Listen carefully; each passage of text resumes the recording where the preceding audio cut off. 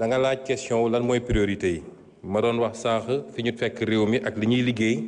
pour redresser ko d'abord ci cadre financement bi ba léegi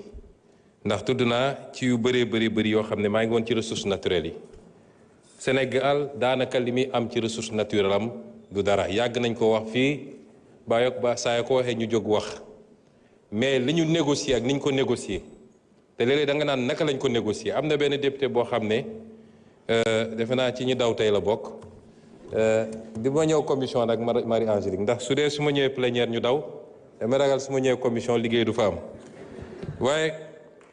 député boobu di jaay valeur lu nekk mu wax ko te moom 2017 moom moo signé woon benn ci session yi nga xam ne suñu gaz bi diggante Cosmos ak BP moom moo ko signé te deful les due diligence yi mu waroon def bokk nañu ci tay ñi nga xam ne ñoo tayle tey suñu pétrole suñu gaz suñu jógee taxaw naan dañuy wax mais Sénégal moo demee noonu te li ma wax nii yàgg nañ koo confronté waroon na ñëw fii ñu débat ci wala mun nañ ci débat feneen fudul foofu mais ressources naturelles niñ ko gérer ak niñ ko yàqee niñ ko signé ci ay anam yoo xam ne baaxul ci réew mi moo tax fi mu ne dañu war a nekk ci dabu ndax réew bu am li Sénégal am yépp bu dee gérer nañ ko niñ ko war a gérer damay faral di wax ni Afrique moo waroon doon parmi les bailleurs du monde gis nga réewu golfe bi tey dañoo bokk ci les bailleurs du monde est-ce que xam ngeen ni am na réew yoo xam ne amuñu bor wala dañuy obligé fabriquer leur dette pour des raisons strictement économiques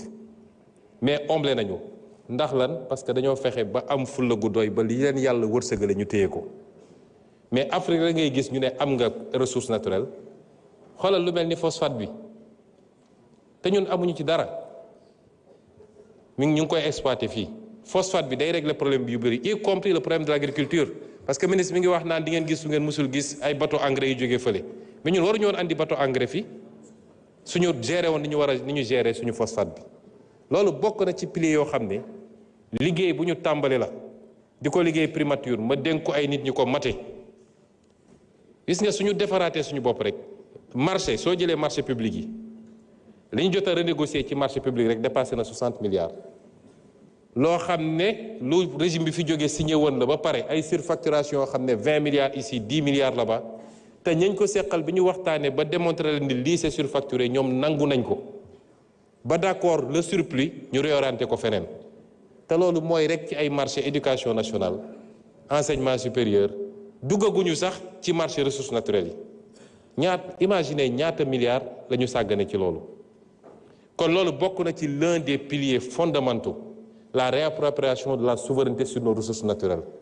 moo tax la ñu am ci phosphate Matam nga xam ne commencé guñ ko exploiter ñun bi ñëwee dañ ne duñ ko def ni ñu ko daan defee on veut l'exploiter ici am nos unités industrielles ici ñu transformer ko fii lañ ci soxla ñu jël ko li ci des ñu exporter ko c'est ça notre modèle et c'est pourquoi il est totalement différent de ce que les gens faisaient maintenant on a un besoin de financement dañoo fekk réew mi situation boo xam ne bu doy waar la tey bu ñu amee accord ak lu mel ni FMI suñu besoin en financement peut-être ci année bi ñu nekk ni dina doon à peu près 1195 milliards mais day doon lu dégressif chaque année ñu wàññi ko tuuti peut-être ce sera 498 milliards l'année qui suit ainsi de suite en 2019 on sera à 155 milliards mooy li ñu war a yokk ci li ñu am bu ñu dajalee li ñu fortaatu yépp ngeen posé question bu am solo woote nañu barki démb sénégalais yu bëri uyu si am na ñu bëri ñu ne dañoo bëggoon a def waaye teelu ñoo yëg am na ñoo xam ne nee nañu ñoom problème mu éthique la ñu am parce que ñoom seen gëm-gëm permettre leen ñu jël ay obligations boo xam ne day générer ay intérêts loolu yépp ministère des finances mi ngi ciy liggéey ci li ñu war a def ci ay montage parce que am na sukuk mode de financement la boo xam ne lu xalaal la kenn amu ci problème naan est-ce que intérêt dugguñu est-ce que riba ou pas nga mën koo adosser à des infrastructures yooyu tabax kon gëm naa ni sénégalais yi comprendre nañu enjeu yi te dinañ ci jàpp dinañu defaat yeneen yu ñuy monter parce que dama wax léegi souveraineté dafa am solo moom sa bopp mais day fekk nga mën ko te ci ñun la war a jóge loolu beneen pilier la boo xam ne bu am solo la buñ ci liggéey te di féliciter tous les sénégalais ci li ñu taxaw ne dañuy taxaw seen wetu état parce que ñoo ko moom su ñu defee effort sur 2 ans ñu def effort on stabilise les choses jël un nouveau départ daal di tirer les leçons des erreurs passées mooy yàkkamti ak bëgg lu fees bëtu nit ñi ba tax nga maquiller ay chiffres dem lépp loo xam ne yéegaloo ko nit ñi jaarul assemblée nationale di ko dugal ci ay comptes maquillés yooyu yëpp ñu tirer ci les enseignements te dem à notre rythme mën nañu def loo xam ne ci 10 ans Sénégal day doon ni ñuy tuddee les dragons d'Asie noonu la ñuy tuddee Sénégal ci loolu la ñu nekk. war nañu tudd aussi lu mel ni les ressources longues yàgg nañ koo tudd naka la ñuy organiser réorganiser à travers la CDC à travers les différentes caisses ba mun a travailler sur l'épargne des Sénégalais parce que am na réew yoo xam ne le premier facteur d'investissement mi ngi jógee ci épargne bi moo tax soo déggee coow li am États-Unis toujours day am fu mu yem soo déggee ñu ne bourse bi yëngatu na rek président ba nu mu am doole day taxaw ndax l'épargne des Américains ci bourse ba la ne loolu mooy financer l'économie américaine en premier balaa leen di ñëw donc loolu ñu ngi ciy liggéey aussi nu ñuy fexee parce que épargne dafa baax diine sax da koo digle nit doo loo am lépp nga dundee ko tey ëllëg mbir mën na la bett mais épargne boobu su dee c'est d'épargne longue dina jox beneen possibilité pour réew mi. la monnaie yàgg naa wax ni c'est pas un tabou lu ñu war a waxtaan la suñu koppar gii méngoowul ak dëppoowul ak fi ñu war a jëm président junj na ko keroog réew doo ñëw rek daal di rajaxe yépp da nga koy teg ci temps teg ko ci yoon mais suñuy option ci monnaie bi mooy monnaie bi dina soppiku wala ñu jël suñu responsabilité ñun te am na àpp yu ñu àppal suñu bopp mais gëm naa ni ñiñ ko seqal dinañu dem dans la direction bi ñëpp bëgg parce que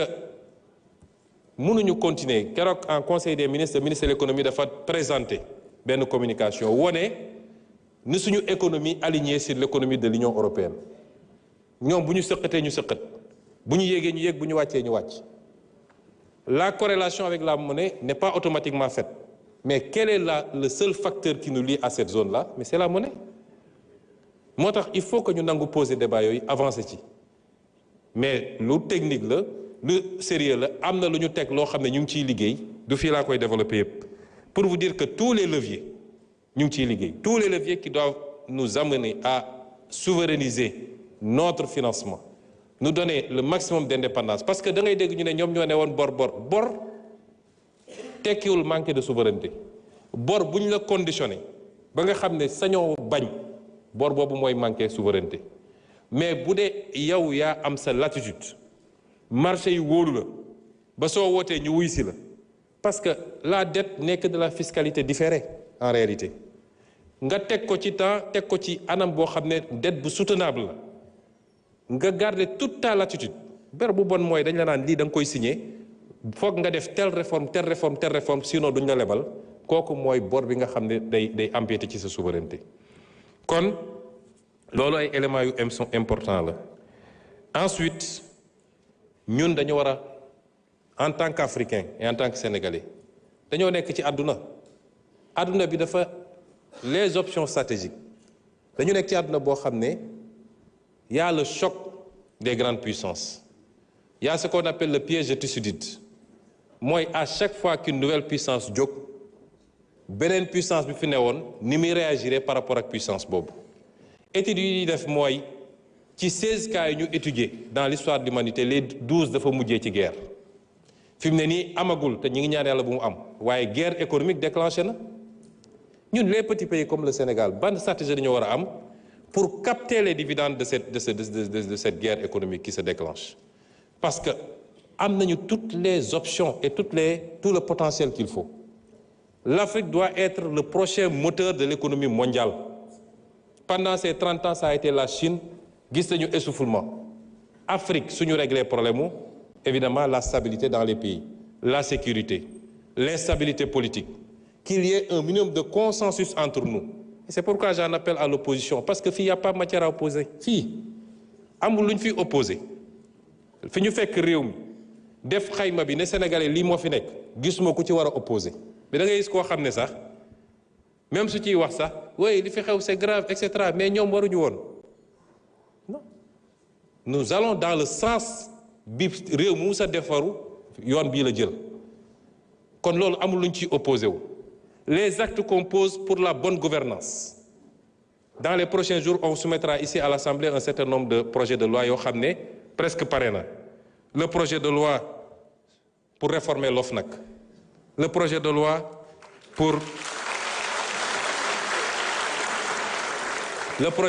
pour les lanceurs d'alerte. Le projet de loi pour l'accès à l'information. Parce que citoyen bu nekk war na mun a am accès à l'information. Qu'est-ce que le Premier ministre fait? Qu'est-ce que tel ministre fait? Qu'est-ce que tel directeur général fait? Le projet de loi pour la déclaration de patrimoine ñu généraliser ko ba képp ku yor responsabilité publique ñu xam lan nga yor. Mais loolu est-ce que am na matière à opposition? Les options yu ñu jël stratégiquement pour jëlaat suñu souveraineté économique est-ce que am na matière à opposition? Kon ñu bàyyi fi loolu yépp bëgg a entraîner le pays dans des débats de personnes. À une certaine opposition, je dis que la haine ne peut pas être un moteur politique. Surtout la haine dirigée contre une personne qui vous a rien fait. Je les rassure, c'est pas les attaques crypto-personnelles. maa ngi sant yàlla, je suis politiquement indestructible. ma wax leen ko léegi. Parce que li ma ne yàllaa ko def saa yu ko soobee moom moo ko fiy dindi mais du nit. Du nit ku fiy wax di tëb bu ñu génnoon léegi taxaw ci ne bedd bi ku ñëw romb la ku ñëw taxaw nuyoo ak man maa ngi ciy sant yàlla. Mais ñun réew mi moo ñu soxal moo tax si on a une opposition républicaine elle n'a qu'à s'opposer de manière républicaine. nañu ñëw wax ci mbay mi nañu wax ci càmm gi nañu wax ci ressources naturelles yi nañu wax ci les programmes et les objectifs. Sur ce terrain, nous sommes ouverts. Nous sommes ouverts au dialogue, nous sommes ouverts au débat contradictoire, comme je le fais ici à l'Assemblée. Mais ñu bëgg a bàyyi foofu yépp entraîner le pays vers des dérives verbales, vers des règlements de compte personnels, les dossiers judiciaires. Amul kenn koo xam ne dañ laa togal parce que non dem nañu ba ne pourquoi dans une campagne électorale il a dit. Mais la justice ne fonctionne pas par rapport à ça. Un juge, on lui amène un dossier avec des faits, avec des preuves. Kan moo ci waxoon kan moo ci waxuloon c'est pas important. Est-ce que li mu yor dossier la wala du dossier? Li ci des c'est le débat public, le débat politique. Le débat politique, il est ce qu'il est. Li ci des pour compléter toujours, madame, mooy ci contexte bi, j'ai parlé tout à l'heure du piège de Thucydide ak fi réew mi fi àdduna bi tollu. Un nouveau pouvoir est arrivé dans l'une des grandes puissances nee na dafa bëgg a mettre un terme à la globalisation daal di teg ay taxam teg yeneen pays ñoom it réagir ñu nekk ci contexte boo xam ne les gens vont être poussés vers le repli. Mais ça c'est une chance pour des continents comme les nôtres parce que li waroon dem feneen mën na ñëw fii mais dafa am ñu koy organiser. Nous ne sommes pas pour le moment un problème de compétitivité de notre économie. C'est pourquoi l'une de nos priorités mooy l'énergie. Je l'ai dit ici, je le répète. Réew munoo industrialiser wu munoo développer une économie tant que tu as une énergie qui coûte ce qu'elle coûte au Sénégal, c'est-à-dire plus de 100 francs le kilowattheure. Suñu plus grand pari et suñu plus grand défi dans les 5 ans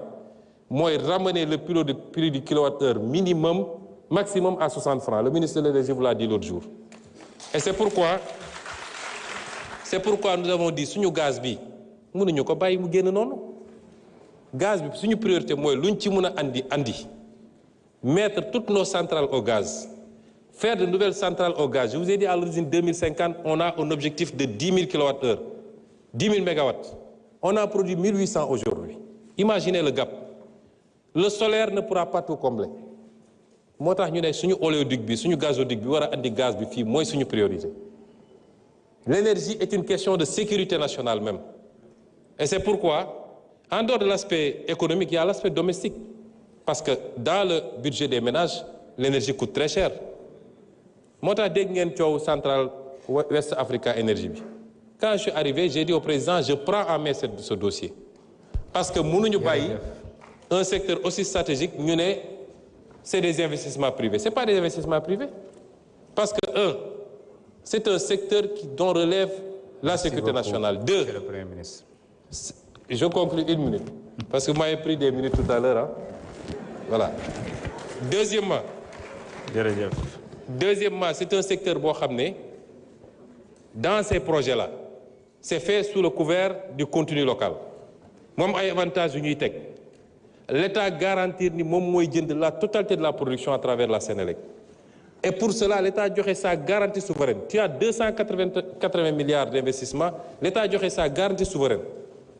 Si la Sénélec faillit, c'est l'État qui paye. Et on me dit que c'est un projet strictement privé. Et c'est pourquoi on a pris en main ce dossier